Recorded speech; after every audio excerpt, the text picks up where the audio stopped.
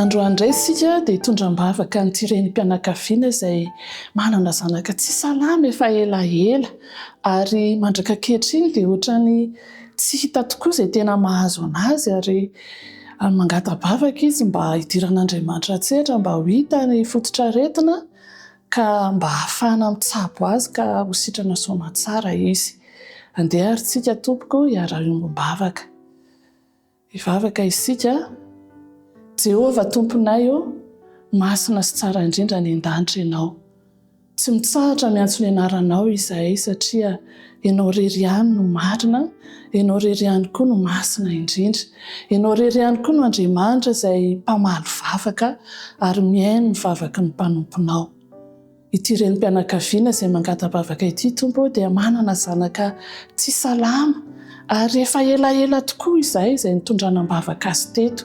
Jesosy mandraka ankehitriny dia mbola tsy hita marina izay mahazo anazy. Mino nefa izahay fa ianao dia mahay manasitrana.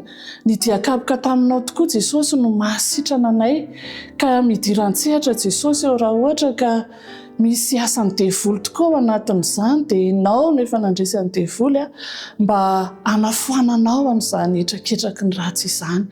Raha kosa misy aretina izay tsy takatry ny dokotera Jesosy dia ianao koa neny ame tsilosaina an'ireo mpitsabo mba hahafahana mahita an'izany sotro-aretina izany ka mba hahafahana mitsabo an'izany zaza izany.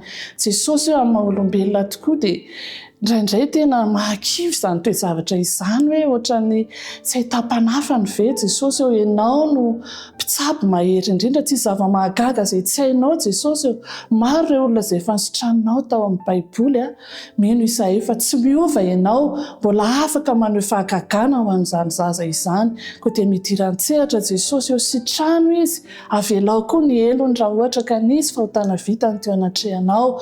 Aza velanao hiembotra izy ireo, aza velanao hiena ny finoan'izy ireo Jesosy fa ampio mba hifikitra mandrakariva aminao ny finoan'izy ireo ary mananteny izahay fa hamaly vavaka ianao ka mba ho sitrana soamantsara izay ny zaza izany ka ho voninahitra ny anaranao irery ihany.